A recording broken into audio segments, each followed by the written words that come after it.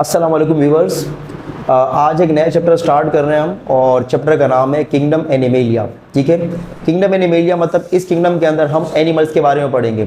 ठीक है, जितने भी हम स्टडी करेंगे यहाँ पर, जितनी भी स्टडी करेंगे वो हम एनिमल के बारे में स्टडी करेंगे और इसमें हम पढ़ेंगे फाइलम। सबसे पहले मैं आपको बताता चलूँ कि फाइलम क्या होते हैं। फाइलम बेसिकली ग्रुप्स होते हैं। ठीक है, जानदारों की हम ग्रुपिंग करते हैं और इनको ग्रुप्स के अंदर रखते हैं। जैसे हमने जो बायोलॉजी में आप पढ़ते हैं जो 5 बड़े ग्रुप हैं, जैसे हमारे पास किंगडम मोनेरा है, किंगडम प्रोटिस्टा है, किंगडम फंजाई है, किंगडम प्लांटी है, किंगडम एनिमेलिया है, वो हमारे पास सबसे बड़े ग्रुप्स हैं। इस तरह उसके बाद जो सेकंड नंबर पर ग्रुप्स आते हैं वो हमारे पास फाइलम कहलाते हैं। तो एनिमल्स को टोटल 33 फाइलम के अंदर डिवाइड किया गया है, लेकिन इस चैप्टर के अंदर हम 9 फाइलम पढ़ेंगे, जिसमें हमारे पास पहला जो फाइलम है, जो फर्स्ट फाइलम है, वो हमारे पास है पोरिफेरा। ठीक है, तो चलो स्टार्ट करते हैं। Phylum Porifera. ठीक है, इसके हम कैरेक्टरिस्टिक्स पढ़ेंगे या फीचर्स पढ़ेंगे। कैरेक्टरिस्टिक्स का मतलब होता है खुसूसियात, या आपसे एग्जाम में ये भी पूछा जा सकता है कि राइट डाउन द इंपॉर्टेंट या जनरल फीचर्स या कैरेक्टरिस्टिक्स ऑफ फाइलम पोरिफेरा। तो चलिए स्टार्ट करते हैं। पहला जो हमारे पास सबसे पहले मीनिंग है पोरिफेरा की, वो ये है कि पोर्स बेरिंग होते हैं। ये मतलब ये जो एनिमल है इनकी बॉडी पे पोर्स होते हैं, सुराख होते हैं। ठीक है, इसलिए इनको जो है ना पोरिफेरा कहा जाता है। ठीक है, पोर्स बेरिंग। और ये इनको कॉमनली स्पंजेस भी कहा जाता है। स्पंजेस क्यों कहा जाता है? क्योंकि ये स्पंज की तरह इनकी बॉडी होती है। ठीक है, जैसे स्पंज हम पानी के ऊपर रखते हैं तो वो सारा पानी एब्जॉर्ब कर लेते हैं, तो इस तरह स्पंज की तरह इनकी बॉडी होती है। जैसे स्पंज के अंदर आपको छोटे छोटे माइक्रोस्कोपिक पोर्स नजर आते हैं, तो इस वजह से इनको स्पंजेस कहा जाता है। ठीक है, ऑल स्पंजेस आर एक्वेटिक। सारे के सारे क्या होते हैं? एक्वेटिक होते हैं। हमें पता है कि एक्वेटिक वो जानदार होते हैं, वो प्लांट्स या एनिमल्स होते हैं जो पानी के अंदर पाए जाते हैं। मोस्टली मरीन, ज़्यादातर किस में पाए जाते हैं? ये मरीन मतलब सी वाटर में पाए जाते हैं। सी वाटर जिसमें सॉल्ट की कंसनट्रेशन ज़्यादा हो। लेकिन इसमें कुछ ऐसे भी हैं जो फ्रेश वाटर मतलब मीठे पानी में पाए जाते हैं, जैसे हमारे पास स्पॉन्जिला है। They are diploblastic animal. जब डेवलपमेंट होती है इनकी बॉडी 2 लेयर से बनती है। आउटर लेयर कहलाता है हमारे पास एक्टोडर्म, और जो इनर लेयर है वो एंडोडर्म कहलाता है। और इन 2 लेयर के बीच में एक जेलेटिनियस लाइक एक लेयर होता है जिसको हम कहते हैं मिजोग्लिया, या इसको मिजनकाइम भी कहते हैं। ठीक है, तो ये हमारे पास क्या है? डिप्लोब्लास्टिक है। उसके बाद हमारे पास कैरेक्टर है, ये दे आर मल्टी सेलुलर। ये मल्टी सेलुलर एनिमल्स हैं। जाहिर बात है जब एनिमल है तो मल्टी सेलुलर ही होंगे, क्योंकि यूनिसेलुलर तो एनिमल नहीं हो सकते हैं। सो दे आर मल्टी सेलुलर। ठीक है, but tissue level is absent. ये मल्टी सेलुलर है लेकिन इनमें टिश्यू लेवल एब्सेंट है। मतलब टिश्यू का मतलब ये होता है कि अगर बहुत सारे सेल कंबाइंड हो जाए, ग्रुप बना ले और मिलकर वो एक काम परफॉर्म करें, फिर वो टिश्यू कहलाते हैं। लेकिन ये मल्टी सेलुलर है, लेकिन हर एक सेल इंडिविजुअली क्या करेगा? अपना काम परफॉर्म करेगा, सब मिलकर काम नहीं करेंगे। तो मल्टी सेलुलर तो है स्पंजेस, लेकिन यहाँ पर जो है ना टिश्यू लेवल एब्सेंट है। उसके बाद हमारे पास है asymmetrical. They are asymmetrical animal, मतलब इनकी बॉडी को आप 2 हिस्सों में डिवाइड नहीं कर सकते हैं किसी भी एंगल से। ठीक है, अगर आप किसी जानदार को 2 हिस्सों में डिवाइड कर सकते हैं वर्टिकली, ऐसे एनिमल को हम कहते हैं बायलैटरली सिमेट्रिकल। और किसी जानदार को आप किसी भी एंगल से अगर आप 2 हिस्सों में डिवाइड कर सकते हैं, जैसे हमारे पास स्टार फिश है या हमारे पास सी एनिमोन है, तो ऐसे एनिमल को हम कहते हैं रेडियली सिमेट्रिकल। और अगर आप किसी एनिमल को 2 हिस्सों में डिवाइड ही नहीं कर सकते किसी भी एंगल से, तो उसको हम कहते हैं एसिमेट्रिकल। क्योंकि स्पंजेस की शेप ऐसी होती है कि इनको आप 2 हिस्सों में डिवाइड नहीं कर सकते हैं। कहीं से इनकी बॉडी ज़्यादा निकली होती है, कहीं से इनकी जो शेप है पतली हो जाती है, तो इस वजह से इनको 2 इक्वल हाफ के अंदर डिवाइड नहीं कर सकते हैं, इस वजह से ये एसिमेट्रिकल है। उसके बाद हमारे पास है न्यूट्रिशन। न्यूट्रिशन इसमें होलोजोइक न्यूट्रिशन। होलोजोइक न्यूट्रिशन का मतलब ये होता है कि खाना पहले अंदर लेते हैं ये, ठीक है, इंजेक्शन करते हैं और उसके बाद ये खाना जो भी ऑर्गेनिक मटेरियल वगैरह होते हैं, पानी मतलब पानी ये क्या करते हैं? एब्जॉर्ब करते हैं। ठीक है, तो वो भी किसके जरिए एब्जॉर्ब करते हैं? पानी। इनके पास स्पेशल पोर्स होते हैं, इनको हम कहते हैं ऑस्टिया। इनकी बॉडी पूरी बॉडी माइक्रोस्कोपिक नुमेरियस लातादाद पोर्स से कवर होती हैं, और वो हमारे पास जो पोर्स कहलाते हैं वो ऑस्टिया कहलाते हैं। उस ऑस्टिया के जरिए पानी अंदर जाता है, और इनकी बॉडी के अंदर जो कैविटी है इसको हम कहते हैं स्पंजोसील। ठीक है। तो स्पंजोसील कैविटी के अंदर सेल क्या करते हैं, उससे ऑर्गेनिक सब्सटेंस एब्जॉर्ब कर लेते हैं और जो रिमेनिंग वाटर बच जाता है तो उसको फिर ये एक्सक्रीट आउट करते हैं या इजेस्ट करते हैं, किसके ज़रिए, ऑस्कुलम के ज़रिए। तो ये एक बड़ा पोर है जिसके ज़रिए इनकी बॉडी से पानी निकलता है और ये छोटे छोटे पोर्स हैं जिनके ज़रिए बॉडी के अंदर पानी इंटर होता है, ठीक है। तो ये होलोजोइक न्यूट्रिशन है। हमें पता है होलोजोइक न्यूट्रिशन के स्टेप्स होते हैं, जैसे कि इंजेक्शन है, फिर डाइजेशन है, ठीक है, एब्जॉर्प्शन है, एसिमिलेशन है और फिर इजेक्शन है।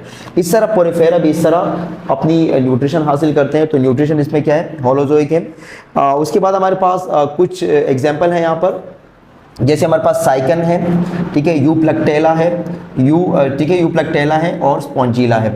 ये हमारे पास एग्जांपल है। अभी इसके और भी कैरेक्टर रहते हैं, वो हम बोर्ड पे जगह नहीं है तो अगले नेक्स्ट पार्ट के अंदर मैं आपको करवाऊंगा, ठीक है। ओके स्टूडेंट, अब हमारे पास जो नेक्स्ट कैरेक्टर है वो है रिप्रोडक्शन। ये जो रिप्रोडक्शन करते हैं, हमें पता है कि रिप्रोडक्शन 2 टाइप्स होते हैं, एक हमारे पास सेक्सुअल रिप्रोडक्शन और एक हमारे पास एसेक्सुअल रिप्रोडक्शन। तो ये सेक्सुअल रिप्रोडक्शन करते हैं by the fusion of male and female gametes. मतलब इनमें मेल जो है ना स्पर्म प्रोड्यूस करते हैं और जो फीमेल है वो ओवा या एग्स प्रोड्यूस करते हैं, ठीक है। और इस तरह ये फ्यूजन हो जाती है मेल और फीमेल गैमेट्स के और जाइगोट बन जाते हैं और उससे फिर नया जानदार डेवलप होता है, ठीक है। और इनमें जो फर्टिलाइजेशन है वो एक्सटर्नल है। एक्सटर्नल मतलब बॉडी से बाहर फर्टिलाइजेशन होती है पानी के अंदर। Most of them are hermaphrodite. ज़्यादातर इसमें क्या होते हैं, हर्माफ्रोडाइट्स होते हैं। हर्माफ्रोडाइट का मतलब ये होता है कि ऐसे कुछ जानदार होते हैं जिनके एक ही बॉडी के अंदर दोनों जो है ना जेंडर प्रेजेंट होते हैं, मतलब मेल ऑर्गन भी होते हैं और फीमेल रिप्रोडक्टिव ऑर्गन भी प्रेजेंट होते हैं। तो ऐसे जानदार हमारे पास क्या कहलाते हैं, हर्माफ्रोडाइट। और इनको हम मोनोशियस भी कहते हैं, मतलब एक बॉडी के अंदर दोनों रिप्रोडक्टिव ऑर्गन प्रेजेंट होंगे, मतलब मेल रिप्रोडक्टिव ऑर्गन भी और फीमेल रिप्रोडक्टिव ऑर्गन भी। एसेक्सुअल रिप्रोडक्शन कैसे करते हैं ये, asexual reproduction takes place by budding और फ्रेगमेंटेशन।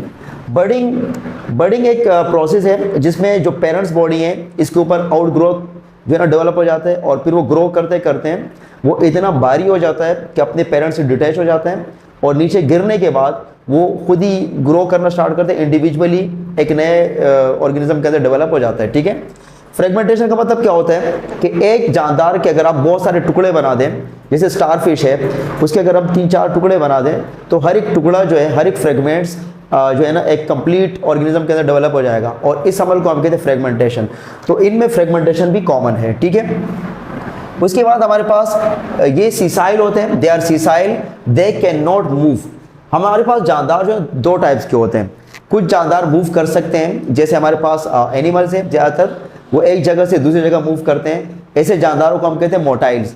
और कुछ जानदार मूव नहीं कर सकते हैं, जैसे प्लांट्स हमारे पास है, ऐसे जानदारों को हम कहते हैं सीसाइल। तो इस तरह जो स्पंजेस हैं ये भी मूव नहीं कर सकते हैं, तो इस वजह से हमारे पास ये क्या कहलाते हैं, सीसाइल कहलाते हैं। एक ही जगह पे अटैच होते हैं, ये किसी सॉलिड ऑब्जेक्ट के ऊपर अटैच हो जाते हैं, मतलब कि रॉक के ऊपर, जैसे पानी के अंदर भी रॉक चट्टान होते हैं, या किसी स्टोन के ऊपर अटैच होते हैं और वहीं पे अपनी लाइफ गुजारते हैं ये, और ये मूव नहीं करते, ठीक। इनका जो एक स्केलेटन है, स्केलेटन तो वेल डेवलप नहीं होता है, बहुत एक आप ये कह सकते हैं कि इसको स्केलेटन भी नहीं कहा जा सकता है, लेकिन यहाँ पर नाम दिया गया है। तो इनका स्केलेटन पुअरली डेवलप होता है, आप ये कह सकते हैं बहुत पुअरली डेवलप स्केलेटन होता है। वो बना होता है स्पिक्यूल से।